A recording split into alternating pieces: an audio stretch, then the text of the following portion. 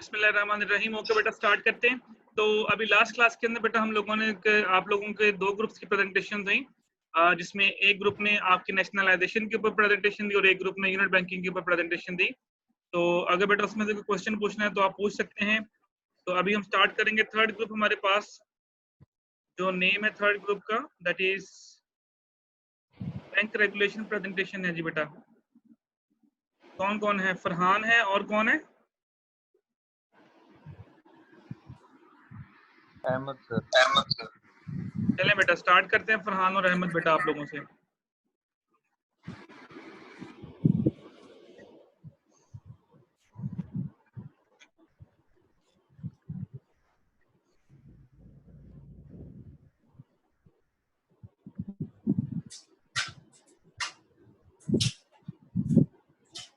Sir अभी दोनों ने ज्वाइन किया। दोनों ने ज्वाइन नहीं किया अभी?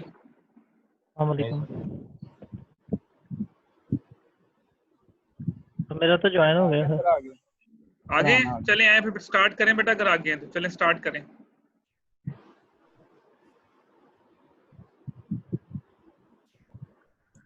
Sir today my topic is bank regulations. Sir इसमें पहले फर्स्ट ऑफ ऑल हम डेफिनेशंस की बात करेंगे। बैंक रेगुलेशन एक ऐसी फॉर्म की शक्ल में होता है जिसे हम गवर्नमेंट रेगुलेशंस भी कह सकते हैं, या स्टेट बैंक ऑफ पाकिस्तान या किसी भी सेंट्रल बैंक के जो रेगुलेशंस होते हैं बैंक सेक्टर को कंट्रोल करने के लिए, उन्हें कह सकते हैं। इनमें आते हैं मोस्टली रिक्वायरमेंट्स आती हैं जो state bank of Pakistan banks पे लागू करता है, या रिस्ट्रिक्शंस होती हैं या कुछ गाइडलाइंस होती हैं जिनकी वजह से बैंक जो हैं वो कॉरपोरेशन या इंडिविजुअल डिपॉजिटर के दरमियान वर्क करते हैं। सेकंड पे आता है ऑब्जेक्टिव, कि बैंक रेगुलेशंस बनाने का मकसद क्या है। इसका मकसद है कि बैंक को प्रोटेक्ट कैसे किया जाए ताकि लोगों का बैंक के ऊपर यकीन एतमाद कायम रहे, और डिपॉजिटर्स को प्रोटेक्ट किया जाए, उनकी इंफॉर्मेशन आगे मैं डिस्कस करूंगा आपके साथ। सेकेंड ऑब्जेक्टिव है इसका to ensure the reliability of public goods and money, ताकि लोगों पे बैंक का एतमाद इतना हो कि वो इस्तेमाल कर सकें भाई ये बैंक हमारे लिए ठीक है, या बैंकिंग रेगुलेशन जो है वो सही है। To protect the bank confidentially, bank की इंफॉर्मेशन जो होती है लोगों की, उसे कैसे प्रोटेक्ट किया जा सके, ये चीज़ है। सेकंड पे नेक्स्ट इसके कुछ प्रिंसिपल्स हैं। फर्स्ट ऑफ ऑल है जनरल प्रिंसिपल, जिनमें लाइसेंसिंग और सुपरविजन की बात करते हैं।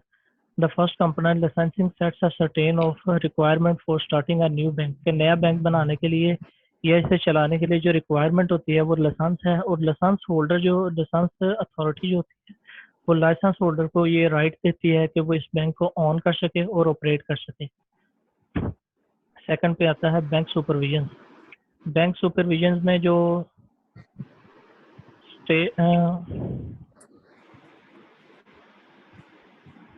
बैंक सुपरविजन में जो लाइसेंस होल्डर अथॉरिटी होती है वो बैंक को कंट्रोल करती है, उनके प्रोसेस को, उनकी एक्टिविटीज को। लाइक इसे हम गवर्नमेंट रेगुलेटरी बॉडी भी कह सकते हैं या सेंट्रल बैंक कह सकते हैं, वो बैंक को कंट्रोल करती है। नेक्स्ट सुपरविजन करती है बेटा, यानी इसको सुपरवाइज करती है, जैसे सेंट्रल बैंक ऑफ पाकिस्तान जो सभी बैंक्स को सुपरवाइज करता है। Next minimum requirement sir. Minimum requirement में रेगुलेटर बॉडी जो होती है वो एक रिक्वायरमेंट इम्पोज कर देती है बैंकों के ऊपर, जिनके जरिए वो उस चीज को लाइक हम कह सकते हैं सर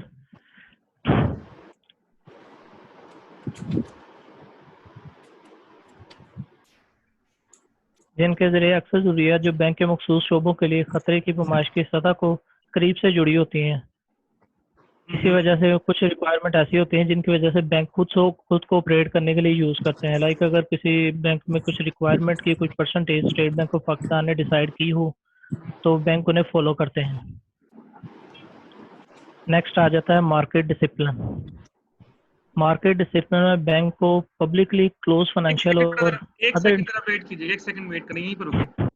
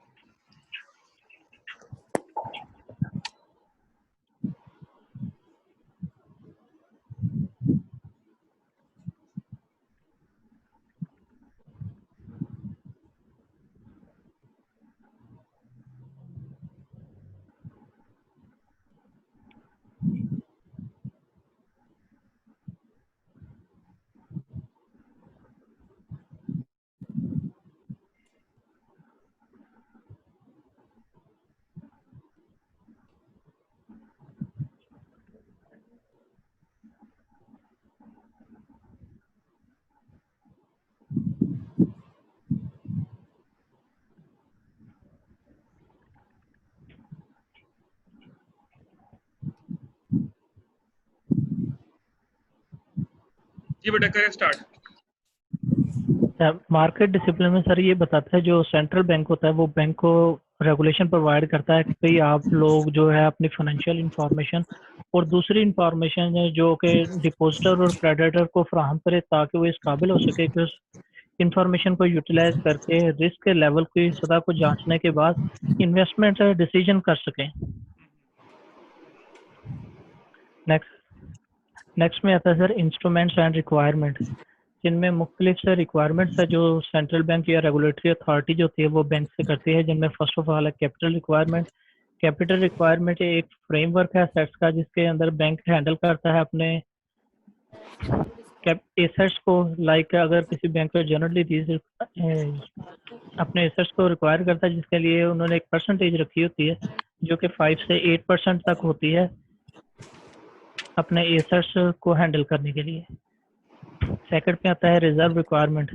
रिजर्व रिक्वायरमेंट जैसा कि हम समझते हैं, अगर कुछ मिनिमम रिक्वायरमेंट्स या कुछ ऐसी डिमांड होती है डिपॉजिटर की जिनको पूरा करने के लिए बैंक को कुछ अमाउंट अपने पास रिजर्व के तौर पर रखनी पड़ती है, या इमरजेंसी की सूरत में किसी कस्टमर को कोई ज़रूरत पड़ जाए तो बैंक उसे फिल कर सकता है।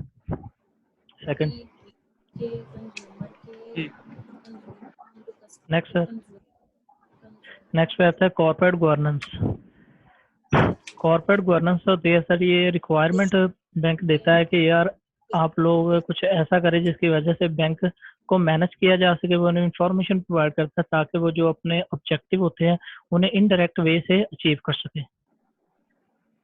फोर्थ पे आता है एसेट्स रिक्वायरमेंट। एसेट्स रिक्वायरमेंट में कुछ एसेट्स रिक्वायरमेंट ऐसे होते हैं जी, रिस्ट्रिक्शंस है बेटा, एसेट रिस्ट्रिक्शंस है। जी सर, एसेट्स रिस्ट्रिक्शंस बैंक उन्हें रिस्ट्रिक्ट करता है कि आप अपने पास कुछ एसेट्स है वो जो इस रिक्वायरमेंट के हिसाब से रखते हैं, लाइक 25% अब यहाँ पे दिया गया है जो कि उनकी लाइबिलिटी के हिसाब से करता है। उन्हें ये भी कहता है या एक मंथ के लिए आप इतने एसेट्स अपने पास रख सकते हैं। नेक्स्ट। और उसके बाद आता है पब्लिक डिस्क्लोजर रिक्वायरमेंट। आपके दूसरे मेंबर जिनमें बैंक अहमद पन्नू, तो उन्होंने नहीं देनी। मेरा ख्याल सर वो आया ही नहीं है। चले करें, आप कंप्लीट करें। ये जो लोग नहीं ना, इनकी तबीयत मैं सेट करूंगा बाद में। इस जो स्टेट बैंक ऑफ पाकिस्तान होता है वो बैंक्स को ये कह लगे रेगुलेशन प्रोवाइड करता है कि आपने जो अपनी फाइनेंशियल रिपोर्ट है ना डेली बेसिस पे वो इन्वेस्टर्स को देनी है, ताकि वो बैंक की फाइनेंशियल हेल्थ का जायज़ा ले सकें, या वो जो भी उन्हें मसला हो, अगर कोई प्रॉब्लम हो तो वो अपनी कंप्लेंट भी कर सके, असेसमेंट बाय रेगुलेटर अथॉरिटी तक हो सके उनकी। नेक्स्ट सर, इसमें डाटा प्रोटेक्शन एंड कॉन्फिडेंशियलिटी है, जो कि कंज्यूमर के हवाले से बैंक इस बात को रिस्पॉन्सिबल होता है कि वो कंज्यूमर के डाटा को कैसे प्रोटेक्ट करता है और अपनी जो खुफिया मालूमात है उसे कैसे उसने मेंटेन करता है, जबकि वो किसी थर्ड पार्टी के हाथों में हो, लाइक उनका कोई ऐसा एम्प्लॉई है जो कि इस पे वर्क कर रहा है, तो वो उसे भी इस बात के लिए पाबंद करते हैं कि वो जो इंफॉर्मेशन है कंज्यूमर की वो बाहर किसी को ना प्रोवाइड। सेकंड पे इसका एक पोर्शन है जिसमें बैंक जो है वो प्रोवाइड करता है सेफ और कॉन्फिडेंशियल इन्वायरमेंट। तमाम एसेट डिलीवरी चैनल जो बैंक ने बनाए होते हैं उनमें वो प्राइवेसी और कंज्यूमर डाटा भी रखता है। Second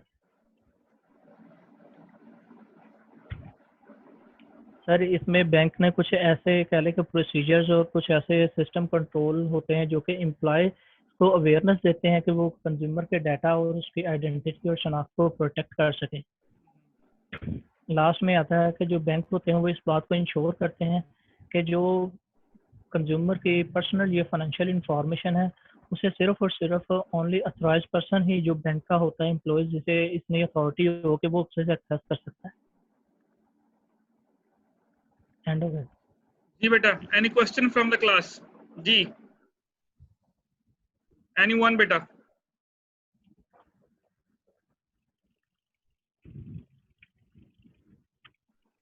no sir.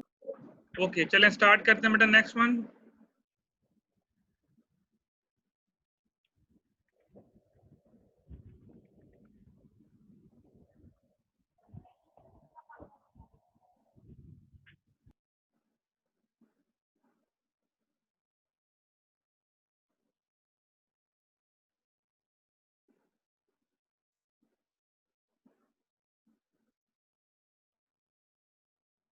जी खुर्रम बेटा। सर जिनके ग्रुपमेट्स नहीं दे रहे प्रेजेंटेशन उनका क्या बनेगा? उनके बेटा मार्क्स लगेंगे, जब लगेंगे असाइनमेंट के मार्क्स उनकी तबीयत सेट हो जाएगी। जो लोग प्रेजेंटेशन नहीं दे रहे उन लोगों ने इसको नॉन सीरियस लिया हुआ है ना। जी सर। बहुत सेमेस्टर पढ़े हैं, कोई मसला नहीं। एक एक सब्जेक्ट के लिए जब आपको सेमेस्टर रिपीट करना पड़ेगा ना तो ये सेट हो जाएगी इन सब की। जो लोग नॉन सीरियस रहते हैं ना वो ये समझते हैं कि शायद पता नहीं हमने पास तो हो ही जाना है। चलें बेटा स्टार्ट करते हैं जी। नेक्स्ट बेटा, टाइम थोड़ा शॉर्ट है हमारे पास। जी रिमशा बेटा। अस्सलाम सर। जी सर चलें मैं जी। नहीं करनी है। जी करें बेटा, अनिका आप करें बेटा।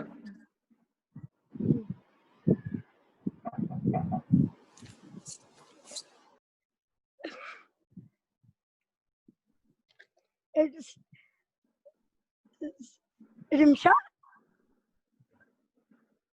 सर एक मिनट।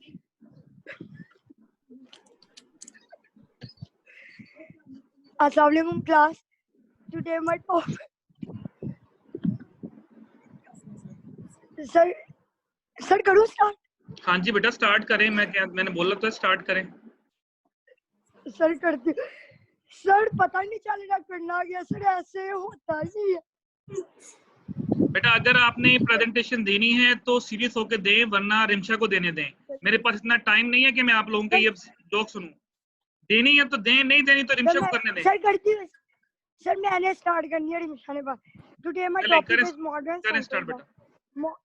टुडे माय थोड़ा टॉपिक लाउड इज बोले मॉडर्न अपने माइक अपने पास रखें। थोड़ा लाउड बोले, जरा माइक अपने पास रखें। सर पास ही है। अब ठीक है, अब ठीक है आवाज। सर ठीक है। Today my topic is modern central banking roles functions and difference. Modern central banking. Central bank जो है वो आपका एक नेशनल इंडिपेंडेंट अथॉरिटी है। जो नेशनल अथॉरिटी है यानी कि जो सेंट्रल बैंक है जो भी काम करता है, एक मॉनेटरी को कंट्रोल करता है। इसमें रेगुलेटर्स बैंक आ जाती है, यानी कि ये सारे बैंक्स को रेगुलेट करता है। रेगुलेट बैंक का मतलब है इसमें कमर्शियल बैंक्स आ जाते हैं, क्योंकि जो कमर्शियल बैंक्स होते हैं वो बैंकर्स का बैंक है। इसके पास क्लियरिंग हाउसेस होता है। ठीक है सर सही है ना? हाँ हाँ ठीक है बेटा, बोलो, सही बोल रहे हो। इसके बाद सारे डेप्ट सेक्टर आ जाते हैं। इससे विड्रॉ भी हम करवा सकते हैं। ये सारे बैंक्स की परफॉर्मेंस को देखता है। और इसमें एक पॉइंट आता है एंड प्रोवाइड फाइनेंशियल सर्विसेज। अब ये फाइनेंशियल सर्विसेज भी प्रोवाइड करता है। वो कैसे करता है? समटाइम्स कमर्शियल बैंक्स अच्छे से परफॉर्मेंस नहीं दे सकते, तो फिर वो फाइनेंशियल सर्विस सेंट्रल बैंक से लेता है। ठीक है। देन इसमें आता है economics research. Economic research central bank जो है वो अपनी इकोनॉमी को भी स्टेबल करने के लिए रोल प्ले कर सकते हैं। और सर इसमें है एक पॉइंट, सर इसमें आता है it goals are to stabilise national currency, keeps unemployment low and prevent inflation. इसमें ये है कि जो सेंट्रल बैंक है वो अपने नेशन की करेंसी को स्टेबल करता है, मतलब उनकी कंट्री की जो अनएम्प्लॉयमेंट यूज को वो उसको लो करता है और इन्फ्लेशन को कंट्रोल करता है। और इन्फ्लेशन कब आती है? जब हमारी प्राइसेस इंक्रीज कर जाती है। Then we discuss about the functions. First में है मॉनेटरी पॉलिसी। मॉनेटरी पॉलिसी जो होती है वो किसी भी मुल्क की मॉनेटरी अथॉरिटी वो होती है जो एक्चुअली में एक सेंट्रल बैंक होता है। जो मुल्क मनी सप्लाई करेंसी कंट्रोल करता है तो इसी मुल्क की मनी सप्लाई इंक्रीज हो जाती है और इन्फ्लेशन है जो वो डिक्रीज वो और इन्फ्लेशन भी इंक्रीज हो जाती है। और इन्फ्लेशन इंक्रीज और प्राइसेस भी इंक्रीज हो जाती है। अगर इन्फ्लेशन डिक्रीज है तो प्राइसेस का भी कम होना होता है। अब इसका जो कंट्रोल करने के लिए पॉलिसी यूज होती है वो दो है, एक्सपेंशनरी और कंट्रैक्शनरी। सर सही है ना? हाँ सही बोल रहे हो बेटा, सही बोल रहे हो, बोलो। एक्सपेंशनरी मॉनेटरी पॉलिसी जो है वो है मॉनेटरी पॉलिसी को डिक्रीज करता है, और जो कंट्रैक्शनरी है जब मॉनेटरी पॉलिसी डिक्रीज करती है हमारी इन्फ्लेशन को वो कंट्रोल करती है, कंट्रोल हो जाती है हमारी इन्फ्लेशन जो। इनका जो यूजेस है, एक्सपेंशनरी का यूजेस है, जो मॉनेटरी पॉलिसी है वो डिक्रीज हुई होती है, और जो कंट्रैक्शनरी का यूजेस है वो यूज तब करनी होती है जब मॉनेटरी पॉलिसी डिक्रीज और इन्फ्लेशन कंट्रोल होती है। और इसमें सर 3 टूल्स आते हैं, एक होता है ओपन मार्केट ऑपरेशन, एक रिजर्व रिक्वायरमेंट, एक discount rate. Open market operation होता है सर वो होता है मॉनेटरी सप्लाई, जो मनी सप्लाई जो होती है ना सर, उसको जो यूज करते हैं वो उसको डिक्रीज करने के लिए यूज करते हैं। और जो रिजर्व रिक्वायरमेंट है ना वो सेंट्रल बैंक जो है ना, मतलब वो कमर्शियल बैंक के, मतलब कमर्शियल बैंक सेंट्रल बैंक के अंडर काम करता है, तो वो उनको कैश रिजर्व रखने की रिक्वायरमेंट दे देता है कि वो एक 10% जो है ना वो रिजर्व रखेंगे। और डिस्काउंट रेट जो होता है वो उसके एक्सचेंज में ना डिस्काउंट रेट देती है। सर बस इतनी थी मेरी। ठीक हो गया बेटा, next.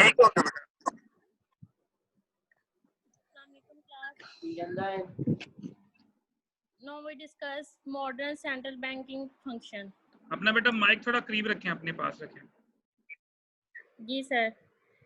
Bank regulation, central bank regulate करता है अपने मेंबर्स को, उसके बाद सेंट्रल बैंक सारे लॉसेस को कंट्रोल करता है। सेंट्रल बैंक रिस्पॉन्सिबल होता है फाइनेंशियल स्टेबिलिटी के लिए, वो डिपॉजिट को प्रोटेक्ट करता है। समटाइम्स हमारे पैसे सेंट्रल बैंक में नहीं होते, कमर्शियल बैंक में होते हैं, तो कमर्शियल बैंक का दिवालिया हो जाए, लॉस हो जाए, तो सेंट्रल बैंक इसलिए ना 10% रिजर्व्स अपने पास रखता है ताकि वो कस्टमर को उसके पैसे वापस कर सके। 2010 में डॉड फ्रैंक वॉल ने एक अथॉरिटी दी थी कि जो कंज्यूमर है, मतलब जो कस्टमर है, हम उनके पैसों को प्रोटेक्ट किया जाए। जो उसने एक्ट दिया था उसका नाम था फाइनेंशियल प्रोटेक्शन एजेंसी। उसने फाइनेंशियल स्टेबिलिटी को एस्टेब्लिश किया था एक कॉन्सर्ट के तहत, और फाइनेंशियल इंडस्ट्री को लेके उसने फेडरल रिजर्व सेव करवाए थे, और उसने इंश्योरेंस कंपनीज और हेज फंड्स को वो उसने इंट्रोड्यूस कराया था। Sir next. जी बेटा नेक्स्ट। और इसका थर्ड फंक्शन है प्रोवाइड फाइनेंशियल सर्विसेज। सर ये जो सेंट्रल बैंक है ना, ये बैंकर्स का बैंक है, हेड है। स्टेट बैंक भी इसके अंडर काम करता है, कमर्शियल बैंक भी इसके अंडर काम करता है। कमर्शियल बैंक को ये सेंट्रल बैंक को वो कंडीशन देता है, बट स्टेट बैंक को वो राइट देता है कि वो कमर्शियल बैंक की परफॉर्मेंस को जाके चेक कर सकता है।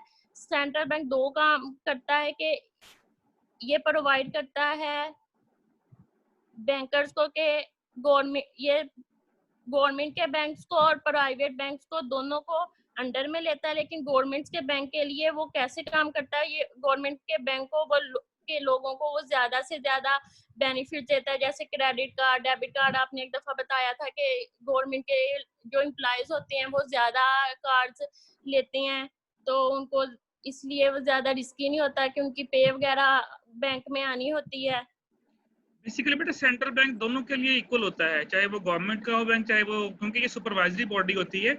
हाँ ये होता है कि ये दोनों को प्रोटेक्शन देता है, चाहे वो प्राइवेट बैंक हो या चाहे वो गवर्नमेंट बैंक हो। मैंने ये बताया था कि जो प्राइवेट बैंक्स होते हैं वो जब आगे क्रेडिट कार्ड प्रोवाइड करते हैं तो वो उन लोगों के ऊपर ट्रस्ट करते हैं जिनकी गवर्नमेंट एम्प्लॉयज होती है, जिनकी गवर्नमेंट जॉब होती है।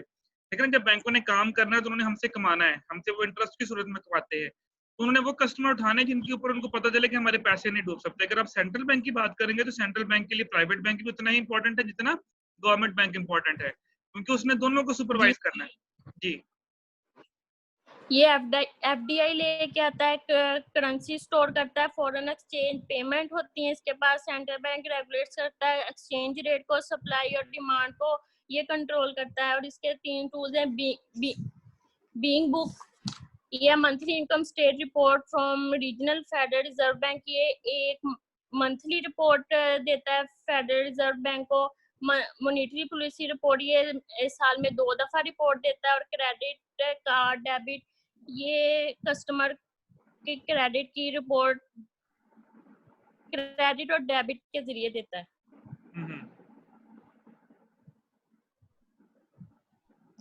जी खत्म सर। ओके, बस ये था बेटा जी। एनी क्वेश्चन जी फ्रॉम द सर। क्लास बेटा? जी, एनीवन, एनी कंफ्यूजन बेटा? आज जो 4 टॉपिक्स हम लोगों ने डिस्कस किए हैं, चारों टॉपिक्स में से if you want to ask any question any one of you बेटा, कोई बात अगर पॉइंट पूछना चाहते हैं तो पूछ सकते हैं अभी। सर ये जो बिग बुक है ये कोई स्टेटमेंट है, ये जनरली बुक है कोई? ये बेटा लिखा मंथली इकोनॉमिक स्टेटस रिपोर्ट होती है। मंथली एक रिपोर्ट इशू की जाती है from the regional federal reserve bank. जो आपका रीजनल फेडरल रिजर्व बैंक होता है, बेसिकली ये अमेरिकन के, अगर देखा जाए तो ये अमेरिकन के पॉइंट ऑफ व्यू से लिखा हुआ है। तो आपका जो सेंट्रल बैंक है वो मंथली इकोनॉमिक स्टेटमेंट एक इशू करता है, स्टेटस इशू करता है कि हमारी एक मंथ में कितनी इकोनॉमिक के अंदर कितनी स्टेबिलिटी आई है, उसको ये बिगी बुक बोलते हैं। हर महीने की रिपोर्ट जो कहते हैं हम, जिसे महाना रिपोर्ट कहते हैं। जिस तरह आप लोग स्कूलों में नहीं, बच्चों की महाना रिपोर्ट इशू होती थी कि बच्चों की परफॉर्मेंस कैसे जा रही है, वही वाला हिसाब होता है कि हमारे बैंक से उनकी परफॉर्मेंस कैसे जा रही है, इसमें इकोनॉमिक में क्या फर्क, हमारे मुल्क की इकोनॉमी में क्या फर्क पड़ रहा है। सर ये मंथली रिपोर्ट हमें मिल सकती है नेट से अगर देखनी हो? डिपेंड करता है कि हमारा सेंट्रल बैंक है वो इशू करता है कि नहीं करता। अगर आप देखें तो हमारा जो इकोनॉमिक सर्वे है वो सालाना रिपोर्ट तो इशू करता है, जिसमें पूरे साल की एक रिपोर्ट इशू की जाती है।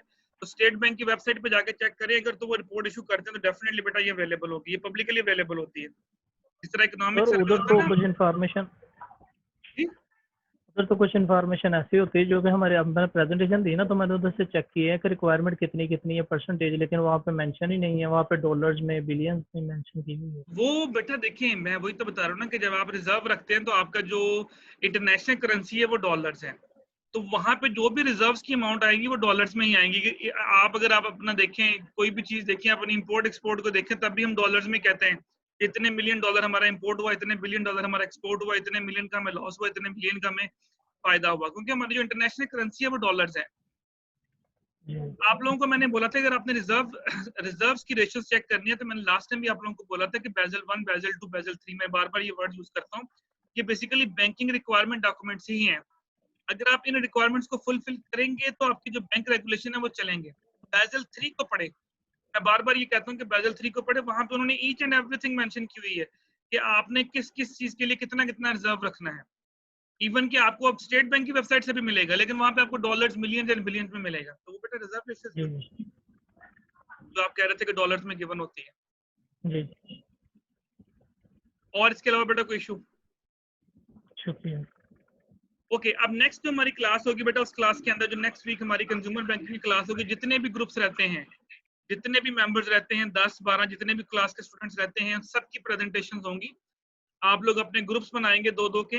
अब मैं किसी स्पेसिफिक ग्रुप का नाम नहीं ले रहा कि ये 3 या 4 लोग ग्रुप्स प्रेजेंटेशन देंगे। सीआर साहब आपने मैसेज कर देना ग्रुप के अंदर, जो भी एक्सप्लेन आप कर दो। ये सीआर तो है नहीं यहाँ पे, वो माशाल्लाह वैसे मेरे ख्याल बिजी बंदा है, उसको मसरूफ बंदा है, उसको रहने दे मसरूफी। आप बेटा यहाँ पे ग्रुप में मैसेज कर देंगे जितने भी स्टूडेंट्स हैं उनकी नेक्स्ट वीक में प्रेजेंटेशंस होंगी, चाहे मैं प्रेजेंटेशन को शॉर्ट करूं चाहे उसको लेंथी करूं, जो भी होगा, जितने लोगों की होगी वो करेंगे, लेकिन वो प्रिपेयर करके आएंगे। टॉपिक्स जो है वो आप मुझे सेंड कर देंगे इसी वीक के अंदर। और इसी तरह आप लोगों ने संडे से पहले मुझे अपनी जो प्रेजेंटेशन की स्लाइड्स है वो आप लोगों ने ग्रुप के अंदर शेयर कर देनी है, ताकि उन स्लाइड्स को हम यहाँ पे ओपन कर दें। सर जिन्होंने आज नहीं दी वो भी नेक्स्ट दे सकते हैं? नहीं, वो नहीं दे सकते। जिन्होंने आज नहीं दी वो खत्म, जिनका टाइम था वो खत्म हो गया, मार्क्स लगा दिए, वो मार्क्स लग जाएंगे जिन लोगों ने प्रेजेंटेशन दी हैं। मेरा मकसद बेटा यहाँ पे आप लोगों को ये नहीं करवाना होता कि आप बहुत ज्यादा कोई एक्स्ट्रा ऑर्डिनरी अच्छा परफॉर्म करें। मुझे पता है ये चीजें सीखने से आती हैं, लेकिन अगर आप बिल्कुल ही नहीं देंगे तो इसका मतलब ये कि आप टोटल नॉन सीरियस है। अब मैंने किसी को कुछ डांटा तो नहीं कि आपने प्रेजेंटेशन अच्छी दी बुरी दी, सबने प्रेजेंटेशन दी, इट्स ओके, कोई बात नहीं। प्रेजेंटेशन देंगे तो आपको करना आएगा, गलतियां आपको पता चलेंगी। विदाउट एनी इंटीमेशन आप का दिल करता है आप आ जाते हैं, दिल करता है आप प्रेजेंटेशन नहीं देते। एक हफ्ता पहले मैंने आप लोगों को अनाउंस किया, कोई प्रॉब्लम है तो बंदा डिस्कस कर लेता है। इट मीन्स कि मैं यहाँ बैठ के आप लोगों का वेट कर रहा हूँ और आप लोगों के पास टाइम नहीं है प्रेजेंटेशन देने का। तो बेटा हम भी फ्री नहीं बैठे हुए यहाँ पे। जिन लोगों ने प्रेजेंटेशन दी डेफिनेटली बेटा उनके अच्छे मार्क्स लगेंगे, और जिन लोगों ने नहीं दी उनके कोई मार्क्स नहीं लगेंगे, चाहे वो असाइनमेंट में फेल हो, चाहे वो जिस तरह मर्जी हो, वो मैं एट द एंड करूंगा जाके कि वो उनकी मार्किंग किस बेस के ऊपर होगी। तो नेक्स्ट वीक बेटा सुन ले सभी लोग जो यहाँ पे हैं, जो यहाँ पे नहीं है। नेक्स्ट वीक आप लोगों की बेटा सबकी प्रेजेंटेशन होंगी, जो लोग रह गए हैं। मेरे ख्याल 8-10 लोग ही रह गए, 8-10 लोगों ने तो दे दिए। मेरे ख्याल 22 या 23 की टोटल स्ट्रेंथ है आप लोगों की। तो 8 लोगों ने आज दे दी है मेरा ख्याल, 4, हाँ, तो 8 लोगों ने आज दे दी थी और 4 लोगों ने लास्ट टाइम दे दी थी। 12 लोग तो हो चुके हैं, तो पीछे सिर्फ 10 या 11 लोग बचते हैं। तो वो जो 10 के 11 जो लोग होंगे वो नेक्स्ट वीक प्रेजेंटेशन देंगे। ठीक हो गया बेटा? ठीक है sir. Thank you sir. Okay sir. इसके अलावा कोई बात, कोई पॉइंट पूछना हो बेटा? आप लोगों को जो मैंने रिस्क मैनेजमेंट का टॉपिक पढ़ाया था लास्ट टाइम, यानी कल जो हमारी क्लास हुई थी उसके अंदर जो मैंने पढ़ाया था, मैंने कहा था एक्सरसाइज वगैरह कर लीजिएगा। अगर आपको उसमें भी कोई प्रॉब्लम हो तो बेटा नेक्स्ट वीक आप लोगों ने वो चीजें भी मेरे से डिस्कस कर लेनी है, ताकि जो सर? हमारे इश्यू, जी जी बेटा। सर यूनिवर्सिटीज ओपन होगी अगस्त में? जी बेटा, यूनिवर्सिटीज ओपन हो जाएंगी होपफुली, जहां तक मेरा सुनने में आ रहा है कि शायद 15 जुलाई से ओपन हो जाए। तो अगर 15 जुलाई से ओपन होती हैं तो 15 जुलाई से मेरा ख्याल है कि एमफिल या वीकेंड क्लासेस के लिए ओपन हो जाएंगी, लेकिन मोस्ट प्रोबेबली यही आ रहा है कि फर्स्ट वीक ऑफ अगस्त में तो लाजमी ओपन हो जानी है। तो रेडी रहें, ठीक है क्लासेस के सर। लिए क्लासेस होंगी अगस्त से, जो आपकी ऑनवर्ड क्लासेस हैं वो सारी मेरा ख्याल है कि शायद आप लोग सर और पेपर्स? डेफिनेटली बेटा उसके मुताबिक जो स्केड्यूल आपको दिया गया है, जो मैंने ग्रुप में शेयर किया था, उसमें सितंबर में पेपर, जी बेटा उसी में पेपर होंगे, जो डेट्स उसके ऊपर मेंशन है उसी तरह से क्लासेस होंगी, उसी तरह से पेपर्स होंगे। सर अगर अभी वो न्यू कैंपस, जी जी सर, वो मैं कह रहा था कि न्यू कैंपस में जो एडमिन ऑफिस है वो खुला हुआ है, ओपन है कि नहीं? ऑफिस बेटा अभी फिलहाल सारे बंद है। ऑफिशियली उन्होंने कहा था कि आप लोग आए, लेकिन आ कोई नहीं रहा। मैं अभी आपसे कहूँ कि कोई आ रहा है, कोई नहीं आ रहा यहाँ पे। आप लोग ये 15 जुलाई तक वेट करें। 15 जुलाई के बाद कोई डिसीजन जो होगा वो आएगा, क्योंकि नेक्स्ट वीक अभी आप लोगों की मीटिंग भी है, वो आपको पता ही है मिनिस्टर की। तो उसमें कोई डिसीजन होगा, उसमें जो भी डिसीजन होगा आप लोगों को कम्युनिकेट कर दिया जाएगा। अगर 15 के बाद उन्होंने एडमिन ऑफिस ओपन कर दिया तो फिर लोग आएंगे, शायद हम लोग भी फिर आए, सिक्योरिटी के लिए भी वो शायद होगा। सर और वो जो ग्रेड अपडेट करवाना था वो हो जाएगा अब? वो सारा कुछ बेटा फिर बाद में होगा जब यूनिवर्सिटी ओपन होगी। अभी फिलहाल हर चीज बंद है, क्योंकि जो भी आप जब भी आप यूनिवर्सिटी जाएंगे तो आपको एंटर नहीं होने देंगे बाहर से। जी जी जी ठीक है सर। जी। और बेटा कोई क्वेश्चन, कोई कन्फ्यूजन बेटा, कोई बात पूछना चाहते हो एनीवन? No sir. तो ये बेटा बात कम्युनिकेट कर दीजिएगा। फिर नेक्स्ट वीक जो होगी, क्योंकि मेरी कोशिश है कि हम लोग नेक्स्ट वीक इस प्रेजेंटेशन सेशन को खत्म करें और उसके बाद फिर जो हमारा रिमेनिंग पोर्शन रहता है कोर्स का वो भी डिस्कस करें। और याद रखिएगा बेटा, जितनी ये प्रेजेंटेशन हो रही है इसको ग्रुप में शेयर कर लीजिएगा आपस में। इनमें से आपको क्वेश्चन लाजमी आएगा, किसी भी प्रेजेंटेशन में इसमें दे सकता हूँ।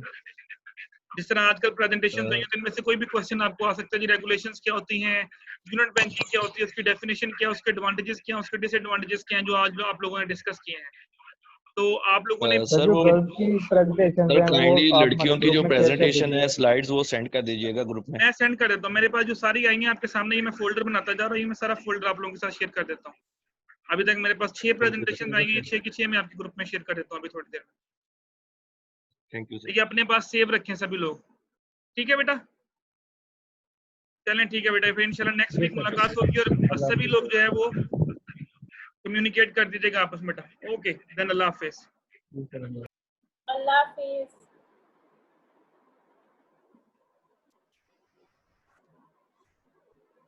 अल्लाह हाफिज सर। अल्लाह हाफिज बेटा।